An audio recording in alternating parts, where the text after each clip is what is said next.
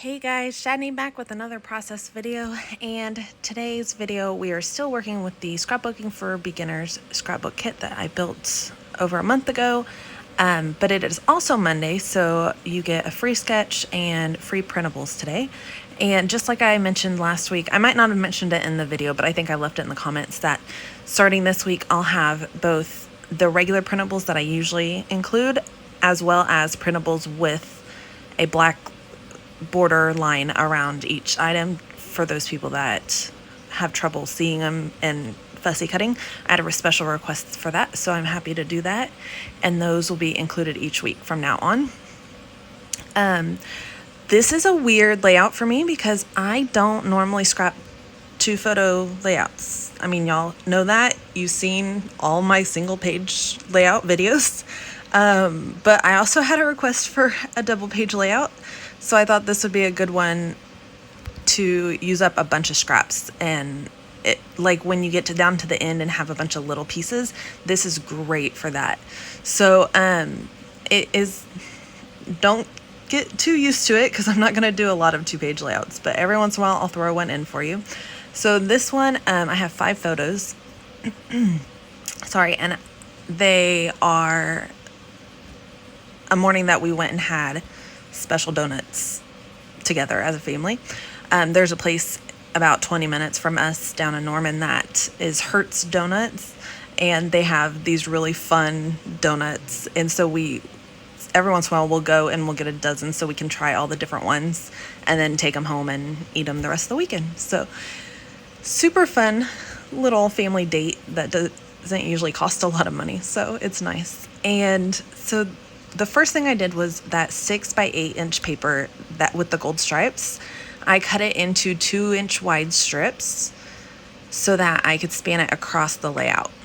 And then that will kind of help create kind of a shelf to kind of sit your photos on so that they're not just out floating in the middle of nowhere. Like, I want them to be a little bit grounded to tie into the bottom of this layout. The layout's going to be fairly busy at the bottom just from the pattern we're going to create, but the rest of the page is going to be pretty easy, like not too crazy. So I think it'll balance out a little bit. I did run out of 12 by 12 paper, as you've seen. Oh, you haven't seen yet. I did this video, like, this is the last layout I made, even though you still have like 3 more videos, I think 2 or 3 more videos after this one. So this was the last one I ended up making at the end, and I had no more 12 by 12 paper. So I pulled out, I bought at Tuesday morning, a 24, every once in a while you can get 24 packs for like $3 and they're all the same exact paper, the same exact cardstock, but it's that heavy single sheet cardstock, so it's nice. This one is a nice deep navy, and it's just got a subtle like leafy florally kind of print on it. The other side's very geometric, but I didn't buy it for that. I bought it for this side. So I just pulled out a couple sheets of that because it's just a good neutral that I had. Any like white cardstock, any solid cardstock, any pattern paper you like, anything like that would be great for this. This is just what I had that was easy to get, and if you did happen upon a pack like that at Tuesday morning, it would be a great deal to buy if they are neutral enough or you will use that much of that paper. Now what I'm doing is I'm just going through my scraps and I am punching out 1-inch circles from most of the scraps. Like, I don't use the black paper. I think I use everything but the black. So there you go. I ended up using that plate I've been using to trace. I used it just to hold all my little circles so I could easily sift through and find different colors, because I want to keep this very mixed colored, like random kind of pattern, if that makes sense. So now what I'm doing is starting at the bottom of the page, I'm marking with a pencil every 1/2 inch. And that is one thing I really love about these grid rulers, is that you can do something like that and see your pencil mark. It's kind of hard on this dark navy, but you can see the pencil mark through, which is really nice to be able to do lines or patterns like this. This is just going to help us keep those circles lined up as we're adding them to the page. And I felt like there was another tip I was going to tell you, but I can't remember. I forgot to mention, I do about partway through this, I will go back and punch more circles because I didn't have enough. I will probably punch about this many more circles. So you have like 2 big handfuls of circles to punch. You can use all your scraps. There's some that there's only like 2 circles cut because I had smaller scraps, but you just do what you can with what you have. And once it's all put together, it'll be all random and mixed, so it will be really cool and patterny. This is also a great one you could do in like purples or greens or turquoises and do like mermaid themed. You could do like oranges and yellows and stuff like that and do like a fish theme. I mean, you could just do like an ombre would be really pretty, just like a dark blue to light blue would be kind of pretty. Anything like that. This is a great one that's pretty versatile no matter what. And if you don't want it to last as long, I suggest getting a larger punch and it'll go a little bit faster as well. But then you'll have to mess with your measurements. So if you do a 1-inch circle, half the circle is a 1/2 inch. So your rows are going to be 1/2 inch wide. If you move up and go to a 1 1/4 inch circle, you'll go a little bit over a 1/2 inch. If you go up to a 1 1/2 inch circle, you'll do 3/4 of an inch wide bands. So just keep that in mind if you do go larger circles. So now what I've done is I've just taken a handful of these and cut them in half, and then I'm gluing them down to the bottom of the paper with the flat edge against the bottom. This will just give it a nice finished edge where you don't have to come back and trim it. You can just straight up glue circles and just glue them to the paper and let the other half hang off and come back and trim them later. But I thought I didn't want to run out of circles. I didn't really know how many I actually needed, so I didn't want to chance just wasting them. This was a little bit easier mentally for me, so that's what I did. And then from here, I'm just, again, making them very random. I try to keep the colors kind of spread out. Like the coral color, especially since there's not a lot of the coral or a lot of the yellow, I try to keep those very spread out as well. And then I go back and start on the next row, and I am just offsetting them so that the middle of the circle lines up with where the 2 circles meet on the row before it. If that might be confusing to say, but just offset them so that they're not circle and circle. It's like a half a circle over half of the circle from the previous row. I'm making it more confusing, I feel like, and then I got to where in the beginning I'd do like 2 at a time, add glue, and then add the circle, add glue, add the circle. And then I got to where I do almost half the sheet at a time, because when you get going and you get used to it, you can go pretty fast. And on the edges, I did just leave them overlapped and go back and trim all of it at once. I wanted to make sure as well that I'm doing my rows evenly across all the way. I don't want to do one entire page and then go back and do the other page and not have the same papers left. So at least if I run out of papers, it'll be consistent across both pages. You'll have the similar same patterns across both pages and colors and everything, rather than one page being completely different than the other. So I'm just going to show you these first 2 rows, and then you'll just repeat the same thing all the way up. I went up maybe about 6 inches, maybe a little less than 6 inches probably. And I really just went up as far as I felt like going, really more than anything. Like I said, I wasn't sure how many circles I'd have in the end, so I just kind of went up a row at a time, trying to decide if I had enough more for the next row.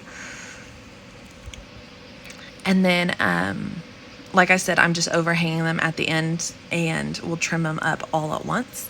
And I'm not overlapping the circles, the side-by-side circles. They're just bumped right up against each other. So, but you can see right there across the bottom how it has that nice flush edge across the bottom where we put the flat circles.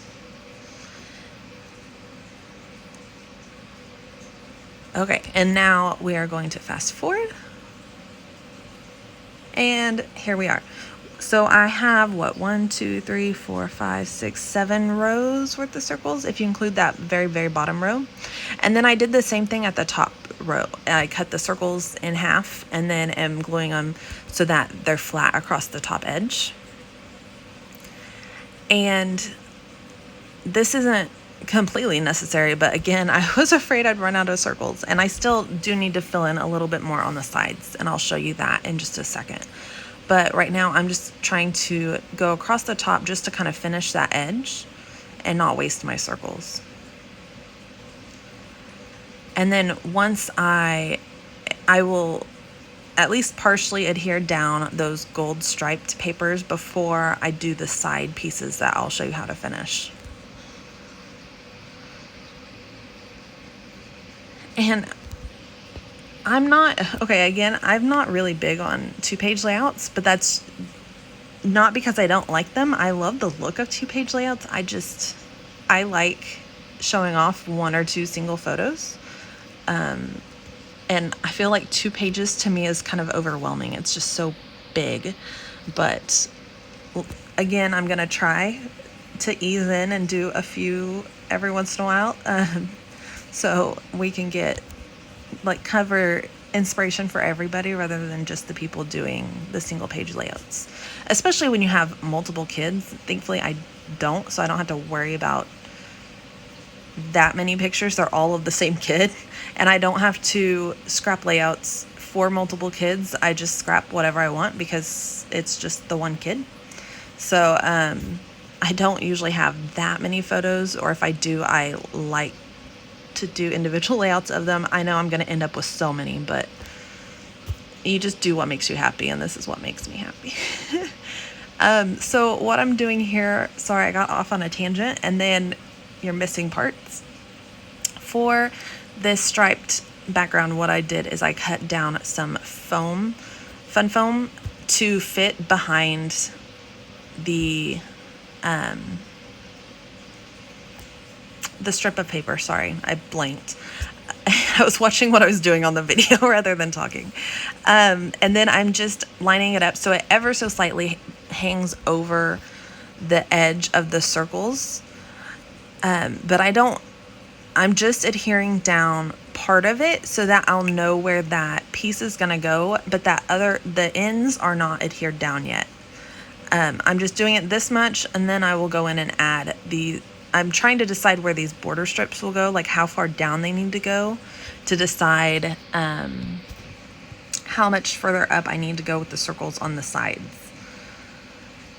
And then and this is just a strip from one of the pieces of paper, and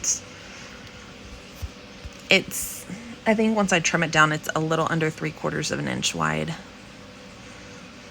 And I was about to adhere it down, and then I was like, no, I need to do the circles first. So I'm going to go in and draw another, I think just one more line of circles, maybe 2. No, 2. 2 more 1/2-inch rows right there with the pencil.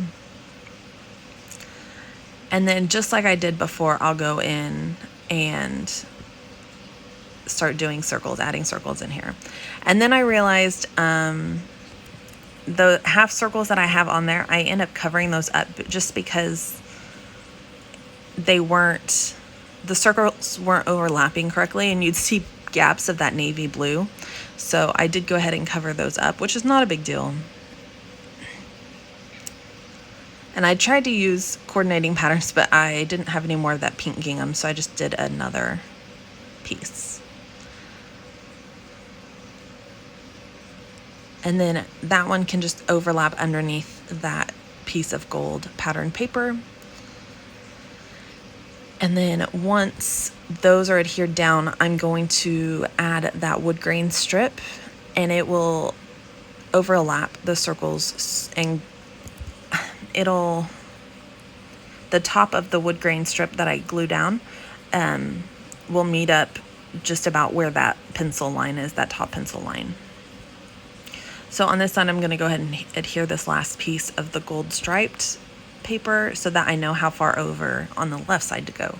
And the left side's not, I have even less than on the right side because there's more pictures over there. And since I had the same of that music note paper, I had the other half of it, so I just glued the other half to the top of it. It worked out pretty well. And then almost done. And it takes a while, it does, but it's not difficult. It's just a matter of sitting here and doing it. I was watching scrapbooking videos the whole time that I was doing it, so it's not super, it's kind of mindless, which is kind of nice sometimes, I feel like. So there we go. I think I was showing you how many circles I had left. I don't know what I was really doing there, why I lifted the plate up, but there we go. And then I've got both of those pieces glued down.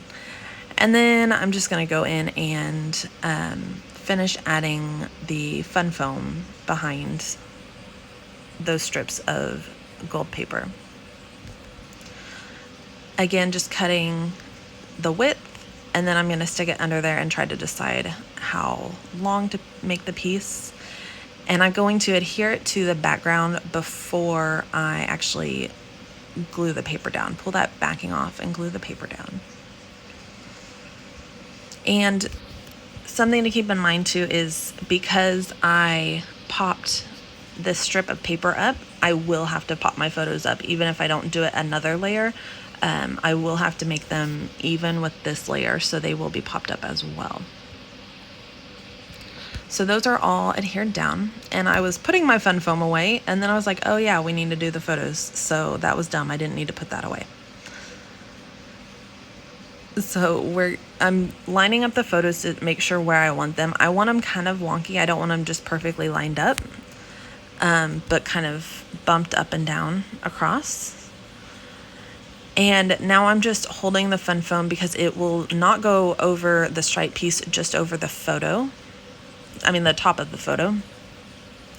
And then adhere that down and add adhesive to the back of the photo and adhere the photo down. I'll do another one just to show you, and then I will fast forward it because it's pretty much the same thing for all 5 photos. Again, just cutting it to the same width and then seeing how much overhangs past the stripe paper, centering that and adhering it, and then adding adhesive to the back of my photo and adding that over the top. Another thing I did do is I made sure my photos were centered over the gold stripes so that either side of each photo had a little bit of gold down the side instead of over the cream color. So I'm going to go ahead and pause and fast forward this so that you don't have to watch all of these, and then we will pick up at the embellishing. Okay, so now I'm just pulling out some paper to figure out which one I want to use. I'm going to make a tag over here on the right side of the layout to do my title on top of. And I grossly underestimated the size of my photos, thinking that they were smaller and would take up less room on the paper than they do. So if you want it to look more like the sketch where the photos are smaller, just keep that in mind when you go to print your photos. These are about 3 by 4 inch, so probably closer to 2.5 by 3 inch would be better to make it look more like the sketch itself. So I have the tag, and then now I'm going to cut that little hole reinforcer. And if you remember, I think I showed you a few weeks ago, you punch a circle in your paper that you want to use, and then you use your 1/2 inch circle punch around to line up where the hole is, and punch again, and then that's how you get your hole reinforcer without using a special punch.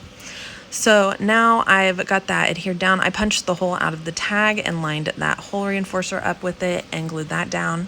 And then where the tag is going to tuck behind the paper, or look like it's tucked behind the paper, I just drew some little pencil lines and cut out that piece so that it wasn't actually tucked behind because it's already glued down. So now I've got the titles all laid out: family, donut, breakfast, and the family is definitely Frankenstein together. The A is an upside down V. The I is one of the main lines from the from NH, and the L is a T with one of the little top hat things cut off. So we just gonna Frankenstein it together and get what we need to out of that layout. I mean, out of that font. It does help you stretch your letter stickers and your thickers out a little bit more. They are, some fonts you can't really Frankenstein together because of how it's shaped, but anything that's really basic like this is pretty easy to go ahead and Frankenstein together, especially uppercase is really easy to Frankenstein together. So I used that gold glitter thickers for the word breakfast, and it just adhered those down. The black clear stickers, I did donut across on that cream piece of paper, and then I just cut it out. I kept all the letters really close together and then cut it out as one block so I don't have to individually glue them down. And then I'm gonna glue family down because it is chipboard, and obviously chipboard doesn't stick. And then thankfully with the text pattern paper behind on the tag, it is really useful to help line up your title right there and make sure it's very straight. And when I adhered the tag down, I didn't adhere it completely down. The end where the hole reinforcer is, I didn't glue that down completely because I am going to go in and add a string in there. I am moving that label around just because I'm trying to decide where I want my journaling to go. In the sketch, in my ideal world, it was going to be the label at the very top with the title below, and then the journaling right below the title. But I, again, grossly underestimated the size my tag needed to be. But I couldn't really go bigger because I didn't have the room for it. I mean, if I went bigger, it would look odd. So we were just making do and moving things around. That is one thing to keep in mind when you're doing layouts, is to not only, like, you don't have to follow it exactly. Like you can see in my bottom layout, I mean in my actual layout versus the sketch, the layout, I didn't do as wide of a piece of the scallop circles. The sketch, I have way more, closer to 2/3 of the page with those, and in the bottom I have more like 1/3 of the page. And you just make do with what you have and make the sketch work for you and how you like your layouts. So another thing you could do, I mean, you could just use solid paper on the bottom half. You could use another pattern, like a hexagon or a geometric pattern across the bottom, just to give it that sort of look where it's got a heavier visual weight at the bottom than it does at the top, just a little bit busier and everything. You can also do different amounts of photos. You could do like 2 4x6 and a 3x4 photo across, and you get about the same sizing if you did 2 horizontal 4x6 and then a 3x4, or just did 2 horizontal 4x6s, one on each page, and just added embellishments to fill in the rest. There's a lot of ways to really rework your layouts, and hopefully soon I want to start showing you guys a little bit more of making the sketch work for what you have or what you want to do with it. Whether that be just using the basic idea of the layout and then working from there, or if it's taking a 2-page layout and shrinking it down to a 1-page, or vice versa, where you're taking a 1-page layout, which is what I usually do, and then move it up to a 2-page layout to span across 2 backgrounds. Things like that. I would like to do more of that in the future. Let me know if that's something you want or like. And honestly, let me know how you feel about 2-page layouts. I'm really curious because it's just not really my jam. It's not what I go for. I don't dislike them. I just personally don't do them. But I'm curious how many people really do single page or 2-page layouts and how that works. And I'm sorry, this is like the longest video ever today because it's like 30 minutes long. Because it is 2 pages, but also because there is a lot. We did this whole bottom row, this whole bottom section all scalloped. We did the mixed font. We made a tag. Like, there's a lot going on in this one. A lot of maybe techniques, maybe not quite techniques, but kind of. There's just a lot going on. So it is a little bit longer. Also, real quick, before I forget again, if you go down to the description below this video, you can get the links to the 2 PDFs or 3 PDFs. For the PDFs for the free sketch and the free printables, they're as 3 separate links. You'll get 1 link for the sketch, 1 link for the regular printables, and 1 link for the printables with the black outline. So you can choose which printables you like, or if you want just the printables and not the sketch, or just the sketch and not the printables. It makes it really easy that you can get what you want and what you'll use. When you do go to the links, when you hit the link, it will take you to a Dropbox file.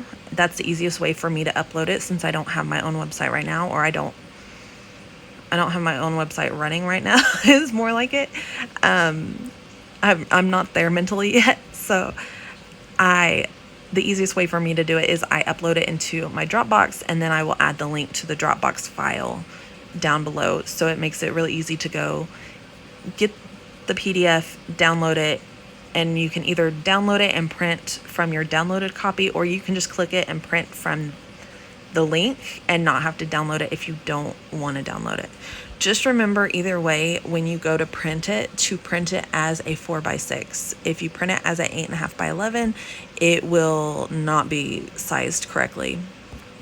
When you print it at 4x6, you'll get these smaller pieces like what I've got. My favorite thing to print on, my favorite photo paper to print on for these printables is the Canon matte photo paper. It looks like plain white cardstock, but it's super, super smooth. So when you print, you get very nice, vibrant colors out of it. And it's not super thick, so you can easily punch with it or fussy cut, all of that. But it is still thicker than regular paper, so you do have a little bit more of that cardstock kind of quality, like a real die cut that you would get in a package. So those are just some little tips and things to keep in mind when you're doing that. Also, the circles in this set of printables, the smaller circles are a 1/2 inch size, and the larger circles are the 3/4 inch size. So if you have those size punches, that's what I suggest you use. That's what I use, is I size my circles so I can use my punches to punch them out, because nobody wants to sit and hand cut tiny circles like that. It would be very frustrating. So, and if you need punches, I have seen 1/2 inch and 3/4 inch punches on Amazon for very cheap. Usually you can get your 1/2 inch punch for less than $5. Whether through Amazon or I was on a Cherry on Top yesterday, and they had a 1/2 inch circle punch for like $4.91 or something like that.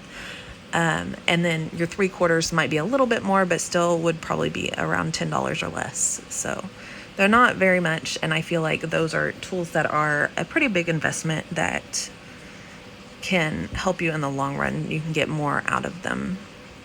So, sorry, I have been just talking this whole time.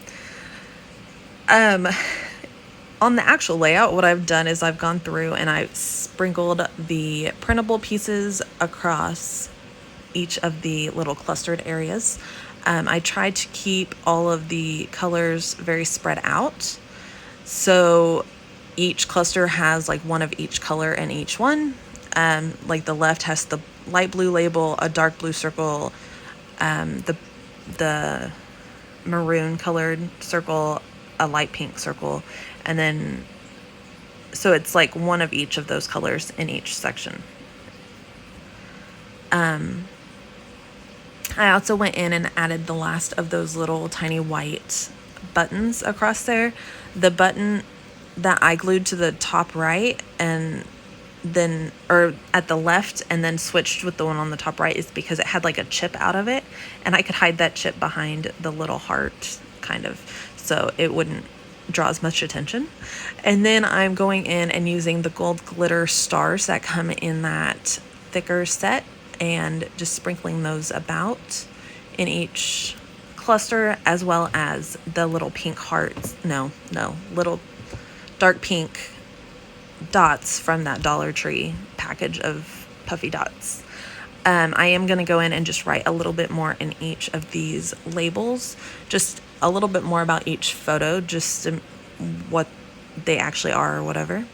And then that will be it. So thank you guys so much for watching. If you made it through all 31 minutes, congratulations. I'm very sorry it was so long, but I am really excited how this layout turned out. I was a little worried that I wasn't going to like it, but it turned out really, really good. I was afraid it was going to be super busy, but it balances out having that solid dark color across the top, I feel like.